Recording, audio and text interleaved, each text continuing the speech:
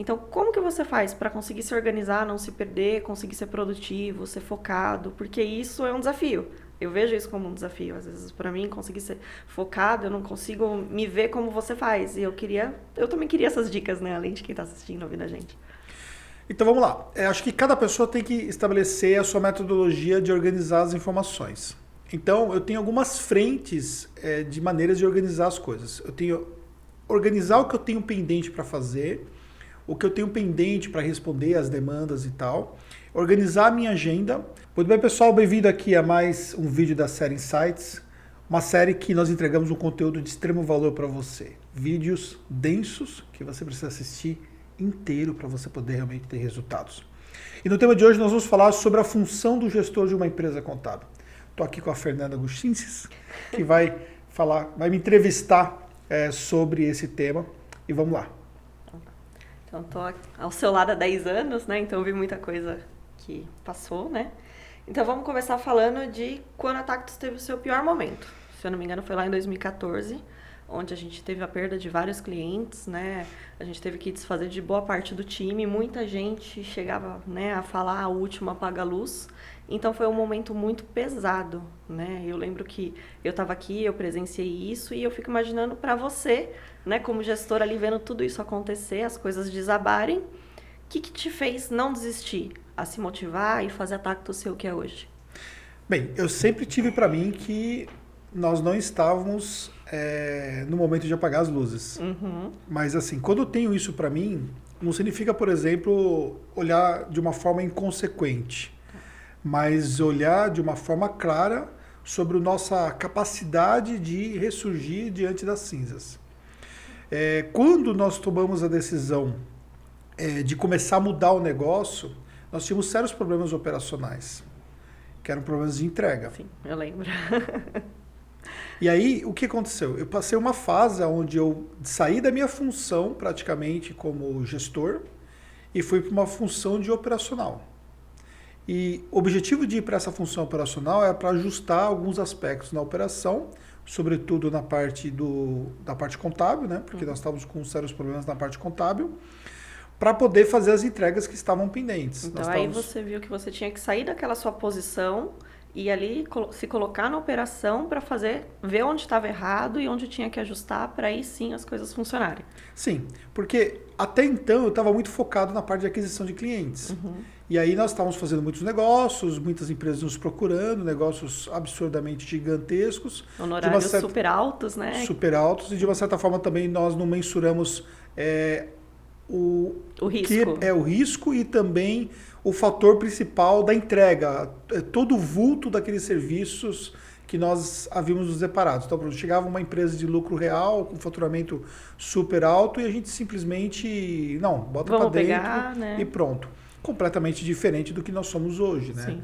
Então, nós não fazíamos escolhas, nós trazíamos para dentro, aumentava time, mas não olhávamos métricas, não olhávamos o negócio como um todo. Então, isso foi uma falha minha como gestor nesse ponto aí. Só que eu sabia que nós tínhamos uma capacidade de virar o jogo. Só que para poder virar o jogo, eu tinha que voltar atrás. Uhum. Então, era o momento o quê? Era o momento, beleza. Chegamos para aqueles clientes que não faziam mais sentido porque nós não tínhamos condições de atendê-los e entregar a documentação desses clientes.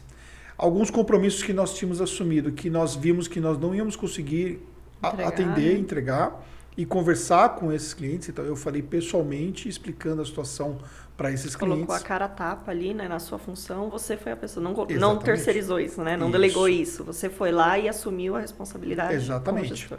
Tanto que a maior parte dos clientes que nós tivemos problemas, eles entenderam a situação, né? Outros acabaram não entendendo, a gente enfrentou problemas em relação a isso, mas faz parte do jogo. E ao mesmo tempo também entender que precisava alguém enxergar de perto. Na época você não tinha condições técnicas para conseguir enxergar operacionalmente essa complexidade. Eu estava indo para a operação, foi no começo, nessa fase que eu fui para a operação. Né? E o fiscal, depois que nós entregamos as empresas de maior vulto dentro da nossa operação, o fiscal ele passou a não ser tão preponderante os problemas e você foi tocando ali, porque até diminuiu o número de empresas significativamente. Nós ficamos com menos de 50 empresas na carteira. Então, essa questão do que as pessoas falavam foi algo... Você não absorver isso foi algo essencial naquele momento. Sim, porque uma coisa que eu aprendi com a vida, e não foi somente o aprendizado que a gente tem dentro da empresa, mas o aprendizado da vida, é você ser estratégico. Então, o que acontece? Naquele momento, eu tinha acabado de passar pelo divórcio, e aí eu estava ainda naquela fase de pensar o seguinte: eu tenho que ser estratégico o tempo todo. Então, para mim, o que eu via claramente? Eu não via o que eu estava enfrentando, mas eu via aonde é que eu ia chegar depois de passar essa fase. Então, foi uma lição, né? Um aprendizado. Foi uma lição. Né? Então... Tanto que eu falei, tá bom, deixa falar o que quiserem falar, deixa acharem o que quiserem achar, porque a vida dá voltas, né? O mundo dá voltas, né? Sim, então vamos hoje, esperar o momento certo. Que eu cuido do RH, então hoje a gente vê diversas pessoas que saíram naquela época e falavam isso, né? O último apaga-luz, hoje tem o desejo de voltar a trabalhar com a gente. Né? E foi uma coisa bem interessante, porque nós perdemos a Maíra, né? Que era a nossa... Hoje, que seria praticamente a sua função, né? A pessoa que estava abaixo de mim no ponto de vista operacional. E nós perdemos a Maíra por uma questão que ela foi convidada para trabalhar numa empresa de porte muito maior que a nossa. E eu mesmo falei para a Maíra, falei, vai embora, né? Sim. Vai, toca a sua vida. Mas assim, nós nunca tivemos nenhum problema com ela e ela tocou a carreira dela. E quando nós perdemos ela, de uma certa forma se desestabilizou todo esse aspecto também. Era mais ou menos, né? Se a Maíra saiu, e agora? Né? A visão, né? Geral. E aí aconteceu que ela acabou convidando outras pessoas, sempre falando comigo também, porque ela percebeu que as pessoas poderiam sair da Tactus, ela convidou essas pessoas para ir trabalhar com ela. Então foi um grupo muito grande de pessoas que foi trabalhar com ela. Só que de uma certa forma para nós isso nos beneficiou, né? Porque naquela época muita gente acabou pedindo demissão, né? Sim. E até nesse ponto aí eu tive que ser estratégico, né? Aceitar que as pessoas saíssem sem ser algo tipo, nossa, minha empresa, né, as pessoas estão saindo. Exatamente. Não, aquilo então foi bom no momento, né? Nós nunca tivemos na história da nossa empresa tantas pessoas que pediram demissão. Aliás, depois daquele momento, ninguém mais pediu demissão da Tactus. Sim. Entendeu? Olha como que mudou completamente o paradigma, cenário, né? Mas naquele cenário, naquela situação, o cenário era aquele. As pessoas não estavam satisfeitas com a nossa gestão. Sim. E estavam achando realmente que a gente não ia superar aquela crise. E também teve fatores externos, né, que fogem da nossa capacidade de conseguir conduzir, que são fatores relativos aos nossos próprios clientes. Teve clientes que nós realmente tivemos problemas da nossa operação, mas teve clientes que eles tiveram problemas. E eles tiveram problemas, eles quebraram. Sim. E aí isso prejudicou a nossa carteira. Só que eu tinha mais ou menos mentalmente o que seria o limite de onde dava para chegar. Então, o ponto foi que quando nós chegamos em 2014, foi o momento onde nós chegamos no limite. E aí foi o momento de realmente iniciar um processo de virada. Fazer uma estratégia e virar o jogo, né? Isso. Agora vamos falar sobre a questão de organização. Né? Porque eu vejo você uma pessoa muito focada, muito organizada em tudo. Você, além da Tactus, você tem a empresa Anderson Hernandes, que você diretamente tem que cuidar de parte do time. Então, como que você faz para conseguir se organizar, não se perder, conseguir ser produtivo, ser focado? Porque isso é um desafio. Eu vejo isso como um desafio. Às vezes, para mim, conseguir ser focado, eu não consigo me ver como você faz. E eu também queria essas dicas, né? Além de quem está assistindo, ouvindo a gente. Então, vamos lá. Acho que cada pessoa tem que estabelecer a sua metodologia de organizar as informações. Então, eu tenho algumas frentes de maneiras de organizar as coisas. Eu tenho organizar o que eu tenho pendente para fazer, o que eu tenho pendente para responder às demandas e tal, organizar a minha agenda e organizar o fluxo de informações que eu tenho à minha disposição. Então, primeiramente, organizar o que eu tenho pendente para fazer. Então, basicamente, eu organizo isso através dos e-mails. Tá. Então, como eu tenho por hábito não deixar pendências em e-mails, então eu acabo, por exemplo, pedindo que todo mundo que tem uma demanda específica para eu tomar uma decisão, que é uma coisa que não precisa tomar naquele momento, não demanda marcar uma reunião e tal, que me mande por e-mail, porque aí eu vou depois responder, porque vai ficar lá. Enquanto eu não responder, não sai de lá. No momento que eu respondo, mesmo que eu dizer o seguinte, vamos falar sobre isso daqui a um mês, eu já tiro da minha caixa de entrada e já coloco como resolvido lá. Porque para mim, aquele momento foi resolvido. E esse um mês, a responsabilidade de te lembrar é da outra pessoa. Saiu da sua caixinha. Exatamente. Assim. Exatamente. Então, administrações de caixinhas que nós temos, né? Então, aí saiu da minha caixa de pendência e foi para lá. Então, basicamente, eu vou controlando essas pendências por e-mail dessa forma. Depois, nós temos as coisas relacionadas à agenda. Então, eu trabalho com a agenda compartilhada com o time, né? Mas, basicamente, quem pode acessar a agenda é você e a Rebeca.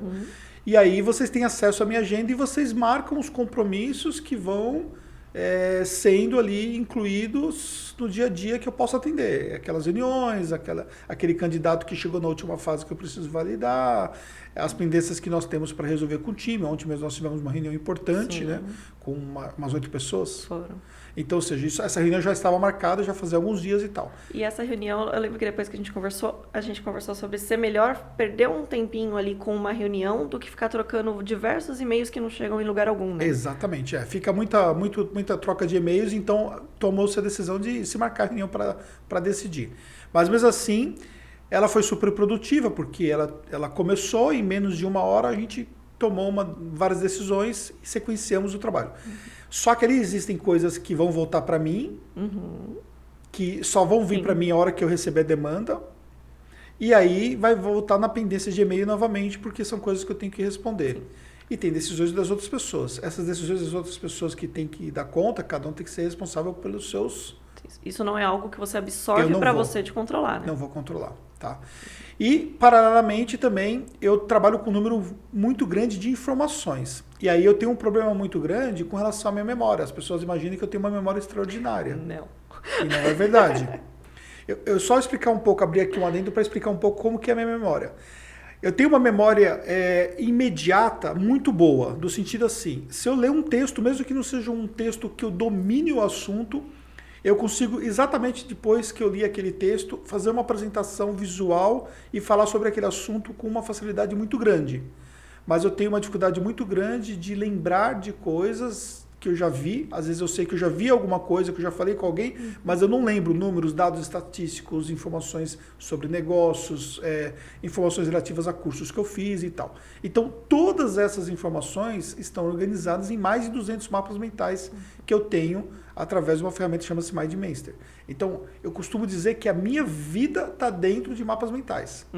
Então, assim, você usa isso como um auxílio para que você não se perca. Mesmo em evento, eu já vi que você faz o slide, anota todos os comentários referentes àquilo para você não perder, né? Tudo. Tanto que aí, voltando à questão da virada que nós tivemos em 2014 e 2015, eu tenho hoje, até hoje, né, todos os mapas mentais dos planejamentos estratégicos que nós fizemos desde então.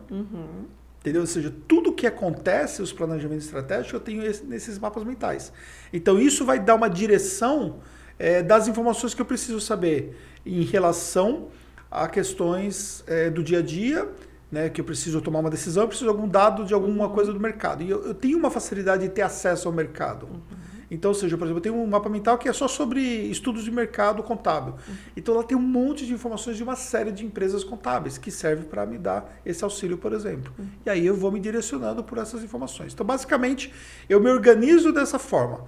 Eu tenho as minhas deficiências de memória, então se eu não tiver esses apoios, eu não vou conseguir ter uma organização. Agora, obviamente, são muitas demandas, né? Sim. E aí, acho que o que eu aprendi nos últimos anos que foi essencial é aprender a dizer não. É o essencial, né? Aprender a dizer não. Eu tenho que aprender mais isso. Então, ou seja, é demanda o tempo todo. Demandas... E quando aparece uma urgência? Então... Porque sempre tem aquilo, né? Depende. A gente precisa ver isso agora porque vai dar um BO, alguma coisa do tipo. Depende. Assim, a gente tem muita coisa urgente até por uma questão própria de que nós mudamos muito o rumo das coisas. Acontece tudo muito rápido, né? As coisas são muito rápidas aqui. E se for urgência, realmente a gente acaba usando isso, fazendo isso que tem que ser feito. Mas eu procuro, por exemplo, me apegar ao que eu tenho que entregar. Então, por exemplo, ontem eu tinha uma demanda de um vídeo para poder entregar e eu não consegui entregar ele de manhã porque eu tinha uma audiência e acabou que não estava focado o suficiente. Mas a minha demanda mental e organizada estava para entregar na parte da manhã. Então, aquilo era o mais importante, mas ele não era urgente, mas era o importante que eu tinha que fazer. Então, eu acabei demandando para tarde. Essas urgências que vão surgindo, a única coisa é que sempre tem que tomar cuidado para isso não pra acabar... Para não ser tudo urgente e você não fazer o seu. Né? Porque a urgência das pessoas podem atrapalhar o nosso dia a dia, né? Entendi. Então, assim, uma coisa que é muito importante na tua função é saber avaliar os resultados. Então, para você, qualquer resultado que você vá fazer uma avaliação, isso vai impactar diretamente, né, nas decisões estratégicas que você tem que tomar posteriormente, que vai afetar toda a operação e tudo mais. Que critério que você usa para fazer essas avaliações de decisões internas aqui na empresa? Bem, eu criei um critério que chama-se critérios Anderson Hernandes. Ele é próprio, né? Tem próprio, autoria. Eu acho que esse critério ele foi desenvolvido com a experiência do dia a dia, de acordo com aquilo que eu precisava saber. O que acontece aí é tem que ver como que você chega, né? Como o que você precisa saber também chega até você. Isso é legal você falar. Então vamos lá. Primeiramente, entender que eu tenho uma quantidade enorme de fontes de informações. Uhum. Tem informações do financeiro, tem informações do comercial, tem informações da operação, tem informações de clientes, tem muita informação. Só que essa informação ela não está organizada para mim. Então toda vez que eu vou tomar uma decisão, eu não posso entrar na informação relativa à operação para entender quantos clientes nós temos na base e qual é, por exemplo, a média de faturamento gerado pelos clientes, o ticket médio. Ou eu não posso, por exemplo, entender quantos clientes nós implantamos esse ano e quantos clientes nós perdemos olhando uma planilha para isso. Então, o que eu faço? Eu vou pegando essas informações, normalmente uma única vez por mês, e vou inserindo num dashboard pessoal. E esse meu dashboard ele foi aprimorado e vai continuar sendo aprimorado com a decorrência do tempo. Para quê? Para que eu continue tendo as informações na hora que eu preciso para tomar de decisão. Uma informação muito prática que você tem acesso e que é importante que eu sempre falo para você. Está atualizado a planilha de custos? Sim, de pessoas, né? Então, ou seja, a gente vai tomar uma decisão de contratar alguém. Eu preciso que a planilha seja atualizada. Porque essa planilha, por exemplo, ela está ligada a um índice que eu tenho, que ele faz o cruzamento de valores de faturamento mensal versus custo operacional e custos não operacionais de mão de obra. Então, por exemplo, eu tenho ali um patamar para tomada de decisão em relação a isso. Por exemplo, acho que na contratação de pessoas, além de você olhar o atual, você tem que também ter no seu cenário o que vai acontecer nos próximos meses, que aí vai do que o comercial passa, do que foi fechado, o que está no legal, para implantar, por exemplo, a gente contratar uma pessoa para operacional, né? Mas então, por exemplo... a gente tem que trabalhar a um longo prazo. Assim, mas, por exemplo, essa informação não é uma informação que eu precisamente me preocupo e Sim. fica sobre o seu critério. Só que quando você vai validar uma contratação, eu olho na informação que eu tenho lá. Sim. Então, ou seja, olha só como que é o fluxo, né? Você tem a informação do comercial para você ver a previsibilidade de novas empresas para poder olhar a sua operação. Só que a tomada de decisão de a gente contratar alguém, eu tenho que validar no final. Porque, por exemplo, eu não preciso somente olhar, você pode olhar, vai estar entrando 50 empresas, 100 empresas e tal, mas eu também tenho que olhar também o quanto que essas empresas estão gerando e se nós perdemos e tal, e como é que está essa questão como que tudo isso impacta, né? Do impacto todo. Então, você acaba que trabalhando com uma informação, mas precisamente eu preciso trabalhar com a informação do todo. Entendi. A questão de definição de produto. Né? Lá atrás a gente trabalhava com revisões fiscais, esse tipo de coisa. Hoje, nossa maior definição é a questão de segmento. Essa decisão de o que a gente vai fazer sempre parte de você. O que você analisa para saber qual que é o melhor produto para aquele momento? Pois é, né? É difícil. Eu diria que algumas coisas você acaba depois tomando decisão basicamente com base em tudo que você já construiu na sua vida profissional e te dá um background de experiência. O que deu certo, o que não deu. Mas eu acho assim... Tem gente que está começando e não sabe por onde começar, que pois direcionamento. Pois é. Mas uma coisa, por exemplo, que o marketing eu aprendi, né, por ter estudado marketing, né, e lá de trás já ter estudado muito isso, é que por o marketing não ser uma ciência exata, uma coisa que eu falo sempre, você tem que testar sempre, né? Então, uma coisa que a gente faz aqui é não ter medo de testar. A gente está sempre testando. Tanto no marketing quanto na operação, né? Exatamente. E uma coisa também que eu sempre vou ouvindo o que vocês estão falando, né? Então, por exemplo, eu ouço o que o comercial me fala e ouço o que a operação me fala. Então, o comercial me dá, essas possibilidades aqui estão surgindo. e aí a gente bota uma, duas, três possibilidades dessa para dentro, e aí ouço o que você está falando para entender se isso vai fazer sentido de fato para nós. Porque às vezes o custo que a gente fecha o honorário, achando que é uma empresa simples de fazer, quando chega na operação, a gente vê que não é tão simples. Então aí a gente tem que avaliar se esse honorário o cliente vai aceitar pagar mais caro para valer a pena, né? Isso. Ou se a gente vai parar de trabalhar nesse segmento. Mas acho que basicamente trabalhando com o que eu tenho de informações nas mãos, mas existem coisas que nós não temos nas mãos. Quando eu estava na pós-graduação, eu fiz um business game que só para entender um contexto, né? Nós tínhamos vários grupos e esses grupos eles tinham uma competição. E na competição era um negócio de fato. E cada semana era uma rodada desse business game. Nós tínhamos todo um trabalho para ser feito durante a semana para fazer a jogada da semana, da rodada para valer o resultado da semana seguinte. E uma das coisas que nós tínhamos era pesquisa e desenvolvimento de novos produtos. Só que para você fazer pesquisa e desenvolvimento de novos produtos, você tinha que investir numa semana anterior e o ciclo semanal, ele representaria no business game, representaria um ano do game. Legal. Então seria como se você tivesse investido um ano antes em pesquisa e desenvolvimento para no ano seguinte você fazer o lançamento. Então eu acho que sempre esteve bem alinhado com esse aprendizado a necessidade de sempre estar pensando à frente. Então o que eu vejo que nós desenvolvemos aqui dentro foi uma análise clara do futuro, do que está performando, que pode performar no futuro. Então, por exemplo, a gente está hoje com um dos nichos que é o nicho de viagem, que ele começou o ano passado baseado nessa mesma análise. E esse ano nós estamos investindo mais e estamos convertendo muito mais. E ele surgiu... E é um nicho que tende a crescer. Então a gente tem que avaliar isso e também avaliar se a gente atende um mercado que pode ser que daqui a um tempo não exista. Então exatamente. A gente tem que avaliar quando tem que mudar a estratégia para não se perder esses clientes. Isso, para poder diminuir o risco, né? Que você pode ter em relação ao mercado. Só que eu entendo claramente a minha responsabilidade nisso, né? Porque eu tenho o poder de veto, né? Sim. Por exemplo, o evento que nós fizemos agora foi um evento que eu tomei a decisão de fazer o ano passado. E eu tive... Não, minto. Eu tomei a decisão de fazer... Foi esse ano mesmo. Foi no meio de um evento? Você foi no meio de evento, eu decidi isso, exatamente. Só que, na verdade, aquela decisão eu tive quanto tempo para tomar? Foi tipo assim...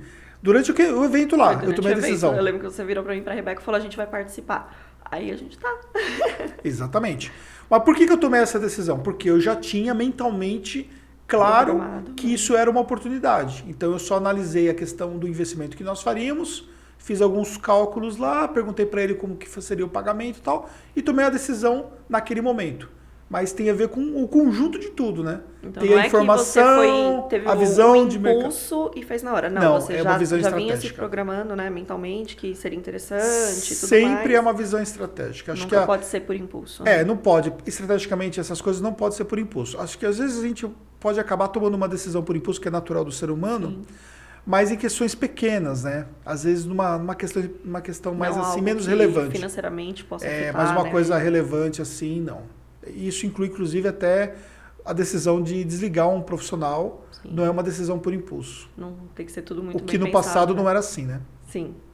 Então, né? Eu lembro, às vezes, que a gente precisou desligar de alguém, a gente sempre analisou, né, período e tudo mais.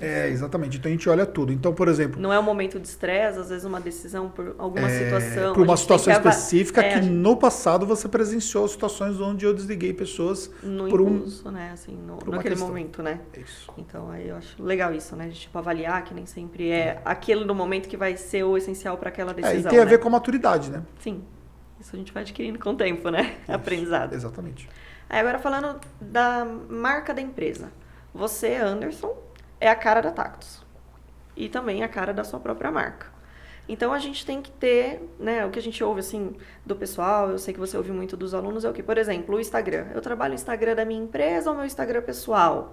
Ah, mas para eu trabalhar os vídeos e tudo mais, eu tenho muita vergonha quanto a isso e tudo mais, fazer um stories. Uma pessoa que vai começar a trabalhar no Instagram, por exemplo, pela sua empresa. Você sempre fala que o Instagram as pessoas se identificam com pessoas. O que você dá de dica para essas postagens? A questão, né, da pessoa mistura, que ela vai ser o Instagram pessoal dela, só que o que ela não pode pecar ali? O que você usa, o que você pensa, né, antes de fazer uma publicação, por exemplo? Então, existe o que nós somos e existem o que as pessoas enxergam do que nós somos. Rede social, nós temos que pensar muito em você conseguir fazer o equilíbrio das duas coisas. Então, por exemplo, eu gosto de uma bagunça, mas eu não posso postar uma bagunça, ou tem que ser tipo uma bagunça organizada, né? Eu tenho que pensar no efeito disso. Você não vai fazer um stories bêbado, por exemplo. Não posso é fazer algo um que stories você poderia bêbado. fazer. Ainda que eu poderia ficar bêbado, por exemplo, pode ser naturalmente uma situação dessa. Então você tem que ter muito mais cuidado em relação à sua imagem, porque isso pode, de uma certa forma, denegrir aquilo que você faz.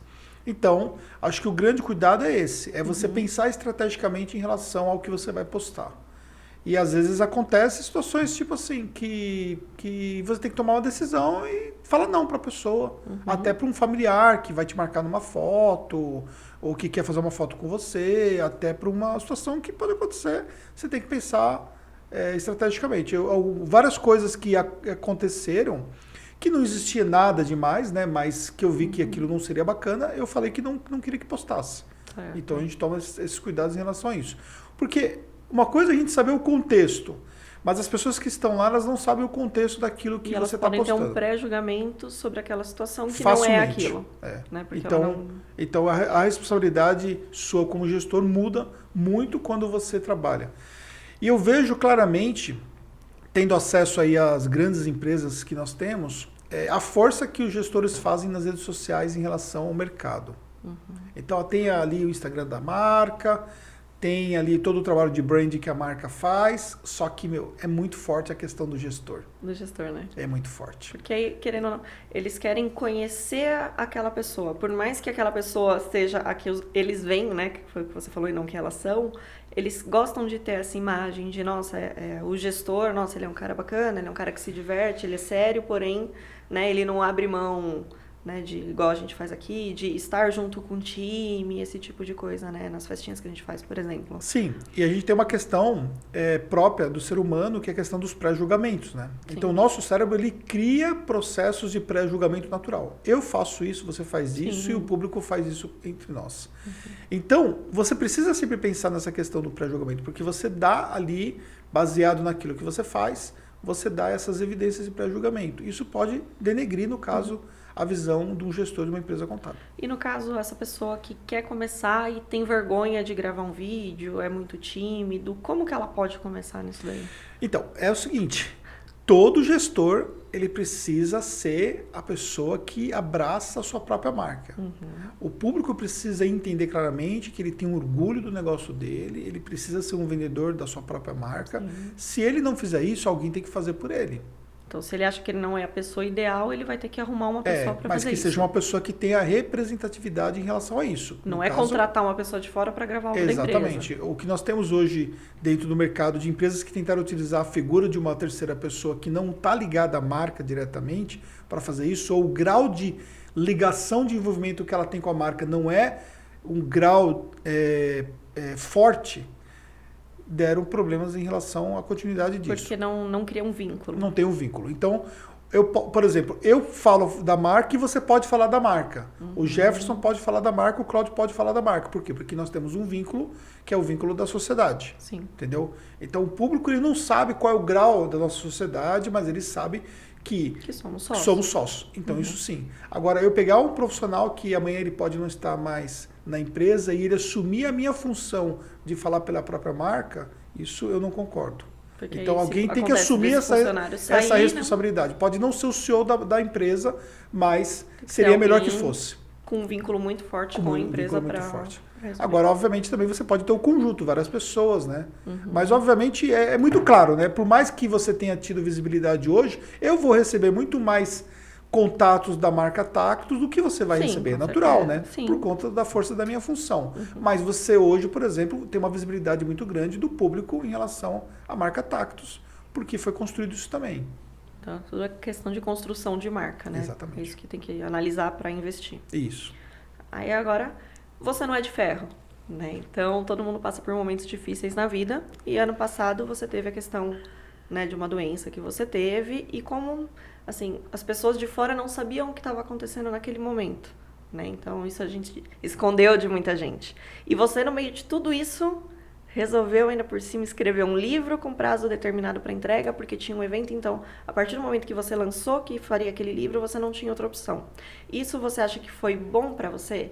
Assim, para você ocupar mais a mente, não pensar na doença? Para momentos difíceis, as pessoas têm que buscar algo para focar. O que você usa para conseguir fugir? Assim, fugir, primeiro eu vou tentar não chorar. Eu também. Deixa eu não olhar para você. Você também, Rebeca. Então, vamos lá. Primeiramente, quando eu recebi o resultado, foi um baque. Sabemos. A gente estava junto. Que pergunta? Eu quero deixar claro para vocês que eu não sei as perguntas. Não sabia, tá? gente. A Rebeca sabia, ele não. Eu não sei as perguntas.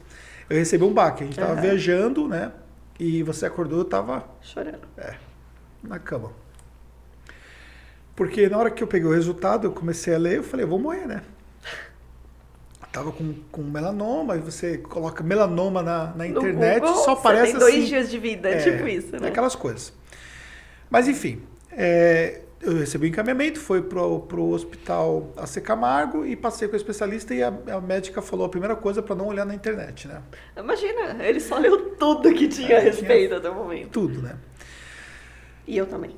Isso. E naquela fase toda, eu fiquei muito, muito mal comigo mesmo, preocupado, porque você começa a se questionar algumas coisas, não é somente o que você tem que fazer em relação a um tratamento, uma possível cirurgia que eu não sabia ainda o que poderia acontecer, mas em relação à sua própria vida. Você começa a questionar, putz, eu poderia ter feito outras coisas, não fiz, o que vai acontecer com meus filhos, com a minha família, com a minha mulher, com o meu negócio, enfim, tudo. A gente nunca está preparado para isso, nunca está preparado né? para isso. A gente nunca trabalha pensando nisso, né? Em tudo na vida. Mas vamos olhar assim, é aquela fase que você chega ali lá embaixo, né? Sim. E aí você tem chega um momento que você tem que tomar uma decisão. Você vai entrar num estado de pré-luto desnecessário, porque depois você começa a entender que, na verdade, você está antecipando uma coisa que não... Porque o câncer não é uma sentença de morte, Sim. né? Principalmente... Apesar da palavra, é forte. Cada vez que o pessoal fala câncer, você fala, vai morrer. Né? É forte. E aí você começa a conviver um outro mundo, como eu passei horas e horas e horas e horas intermináveis no hospital fazendo tratamento, esperando entre uma consulta e outra, fazendo os exames e tal. Então, você começa a recompor o que você é como pessoa. E aí eu acho que nesse aspecto, o que eu sou como pessoa, no aspecto de resiliência, foi fundamental. Porque aí eu peguei e falei assim... O que eu vou fazer agora? Eu vou ficar se lamentando? Não. Os passos que tinham que ser dados eu já dei. E a gente tinha muita coisa acontecendo. A gente tinha viagem acontecendo. Sim. Eu tinha eventos programados. Muitas palestras. Muitas palestras. Então eu consegui, né? Algumas coisas eu consegui ajustar. Né? Parei de pegar novas palestras. Então eu dei um time em relação a esse assunto. Naquele momento, né? Não sei o que vai acontecer. Então prefiro segurar do que me comprometer e não conseguir Exatamente. Atender, né? E aí veio o Anderson Frio para tomar a decisão, inclusive do dia da cirurgia.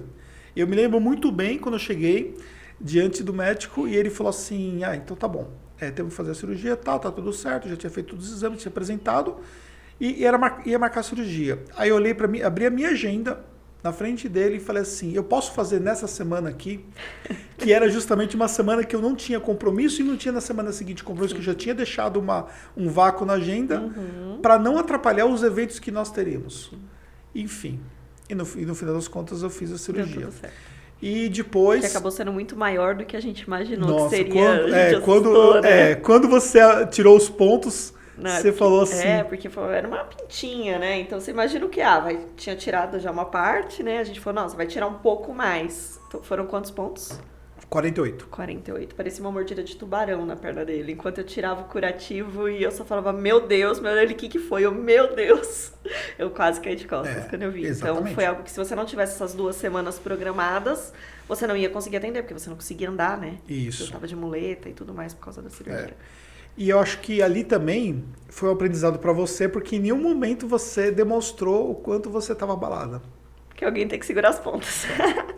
Então isso é uma coisa que faz diferença. Faz diferença, né? Mas enfim. Vamos voltar à história do livro? Vamos voltar. Então, aí a história do livro. E aí, depois, diante de todo aquele processo, o que aconteceu, né? Eu tinha programado o livro, eu tinha cancelado o livro, né? Sim. Só que o que aconteceu? Eu estava atrasado.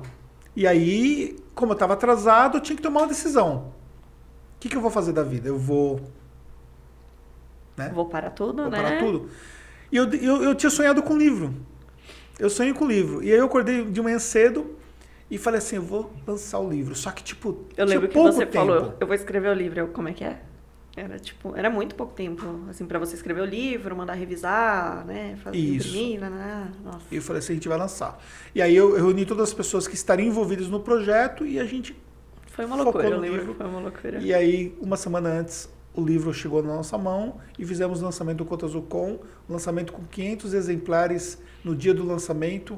Foi sucesso total. Eu lembro, foi emocionante aquele dia. Eu com os pontos na perna, foi sentado e ainda levantando, dando atenção, tirando foto com todo mundo. Foram centenas de pessoas aquele dia. Foi, aquela fila enorme de gente autografando. Mas você não deixou de estar lá, né? Não deixou de tirar uma foto um por um, autografar um por um. Nenhuma. E você acha que essa questão do livro, né, que era a pergunta inicial, é que a história a gente se perdeu.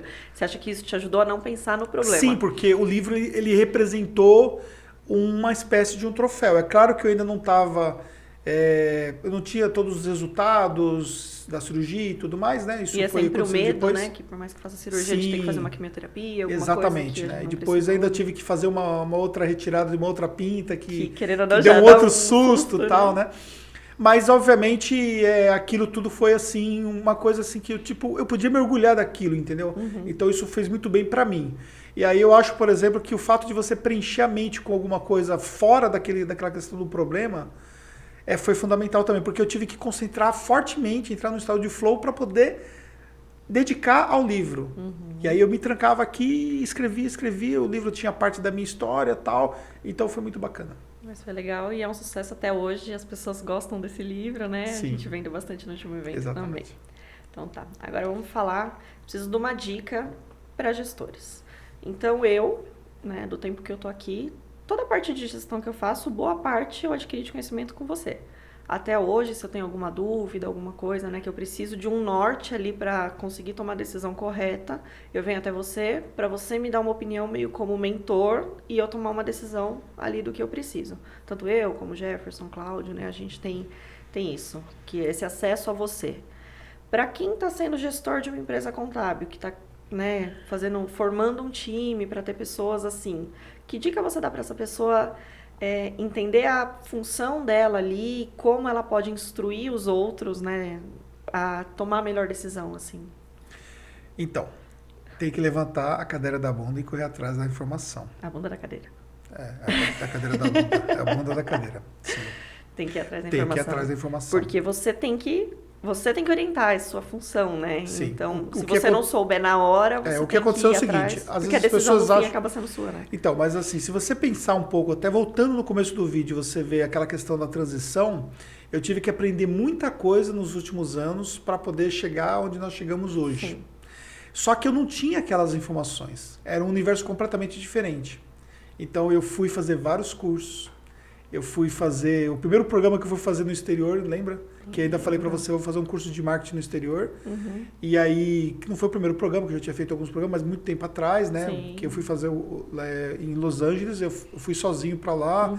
E você até ficou meio assim, falou, não, eu vou porque eu preciso ser importante pra mim. Porque foi de uma hora pra outra, você virou e falou, eu vou para Los Angeles. Eu, como é que é?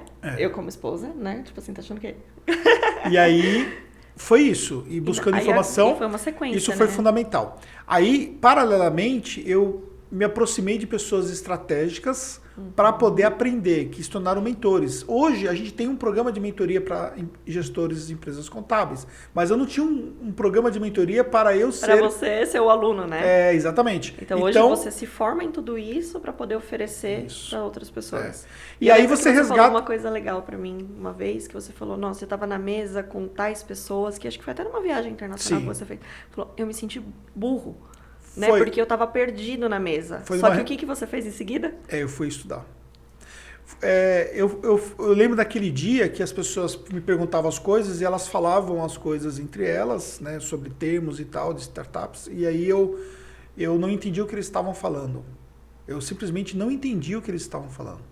Não entendia. Só que eu estava com um computador e eu anotava as coisas que eles falavam, uma técnica que eu uso até hoje. Você não deixou só fluir para lembrar depois. Exatamente. Você anotou para ir atrás da informação. E aí eu fui atrás da informação. Porque, inclusive, eu estava lá como sendo uma das pessoas para ajudar eles no processo todo decisório, entendeu? Só que eu não entendia o que eles falavam. Eu me sentia muito burro, entendeu? Mas, obviamente, tinha coisas que eles não sabiam que eu sabia. Sim. Mas tinha muita coisa que eles sabiam que eu não sabia. E você achou super interessante aquilo para ir atrás e isso está impactando Exatamente. Na Tactus, né? Então, eu comecei a fazer cursos, né? Fiz muitos cursos para poder chegar nesse ponto de conhecimento. E ainda assim, hoje, o que eu mais gosto é quando eu vou aprender com alguém, eu vou estar num lugar que eu me sinto burro ainda. Porque o fato de eu me sentir burro é importante para eu continuar aprendendo. Que aí é a evolução, né? Você não pode se acomodar e falar, assim, tá bom, eu já cheguei a tal ponto. Exatamente. E falar... Porque não tem fim, né? Atingir meu objetivo. Não porque a vida te atropela, né? O mercado não para. Então, você acha que se você não fosse atrás de tudo isso que você foi, a Tactus não seria com certeza a Tactus que é hoje e até onde a gente vai chegar, né? Isso. Então, é constante evolução. E isso eu aprendi com você também, que a gente não pode parar, né? E agora, para finalizar... Depois de tudo que a gente falou, então, assim, o que eu queria de você que você falasse, qual foi o maior desafio que você já enfrentou como gestor e o que você teme ter que enfrentar? Bem, o maior desafio que eu enfrentei acho que foi quando você citou logo no começo a situação do quase apagar as luzes, né? Quem é que vai apagar as luzes e a Tactus vai acabar? Acho que naquele momento foi o maior desafio. E acho que o que foi fundamental naquele momento foi quando nós nos reunimos e eu falei assim, agora é o momento da virada. E ter essas pessoas que você pudesse confiar foi bom? Foi porque, na verdade, a gente tinha perdido muita gente, mas eu mantive uma essência do time. E essa essência do time foi reconhecida depois, que são as pessoas que fazem parte da sociedade hoje, né? Então, até hoje aqui, né? Então, até hoje aqui, e outras pessoas que não fazem parte, mas estão conosco até hoje e estão em funções estratégicas também pra gente. Então, elas se beneficiam de tudo aquilo que nós conquistamos. E elas sabem a importância delas aqui dentro, Exatamente. Né? Então, nesse ponto, eu acho que foi fundamental, foi o maior desafio que eu tive. E a outra pergunta? O que você teme ter que enfrentar? Você acha que é algo assim, que para você consegue temer ou não? Você fala do ponto de vista como gestor? O que você acha assim que se um dia acontecer é algo que pode te balançar? Você acha que tem algo assim? Eu acho que hoje a credibilidade do nosso time é uma coisa que nós construímos muito nos últimos anos e é uma coisa que acho que eu me preocupo muito. De não ter esse engajamento que a gente tem. Do time não olha. O time olha pra gente com orgulho, né? Sim. O time olha pra marca, o time olha para aquilo que a gente faz, sabe? Parte do time estava no evento que nós estávamos essa semana, viram minha palestra. Eu vejo assim, tipo... Um brilho nos olhos, né? Entendeu? Eu acho que essa questão toda do respeito que nós conquistamos, do amor que as pessoas têm pela nossa marca, é fundamental. Porque tendo isso internamente... Além da admiração de fora, a admiração de quem está aqui dentro. Mas a admiração de fora é uma coisa que não influencia diretamente o nosso resultado. Mas o time influencia o resultado para o mercado. Sim. Porque aí isso reflete no que eles entregam para o cliente. Entendeu? Então, acho que perder isso... É uma coisa, por exemplo, que eu não quero perder. Porque, de uma certa forma, lá atrás eu já perdi a credibilidade, né? Isso, não é algo que a gente vai deixar acontecer. Exatamente. De novo, né? Isso é uma coisa que a gente não vai deixar acontecer. Então tá bom. Acabou por aqui. Achei que foi muito bom, hein? Foi bom, né? Foi, te fiz chorar. Pois é. Tá achando o quê? Que esse homem não chora? Eu faço ele chorar. Tá vendo? É isso aí. Pessoal, espero que vocês tenham gostado. Deixe seus comentários, enfim, compartilhe com alguém. Isso é importante. E obrigado. E, acima de tudo, obrigado por estar sempre do meu lado. Sempre ao seu lado.